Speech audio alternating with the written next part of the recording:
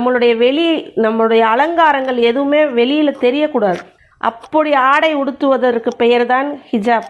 அதே மாதிரி நம்மளுடைய உடம்பில் ஒட்டுற மாதிரி துணி போடக்கூடாது. உடம்பில் உள்ள அங்கங்கள் வெளியே தெரியக்கூடாது. அந்த அளவுக்கு நம்ம ஆடை உடுத்துறதுக்கு பேர் தான் ஹிஜாப். இப்பொழுது ஹிஜாப் பற்றி இன்னும் சில விஷயங்களை சொல்கிறேன். பார்வையுடைய ஹிஜாப், பேசுவதுடைய ஹிஜாப், உள்ளத்துடைய ஹிஜாப் என்று அனைத்துமே ஆண்களும் பெண்களும் பேணி காக்க வேண்டும்.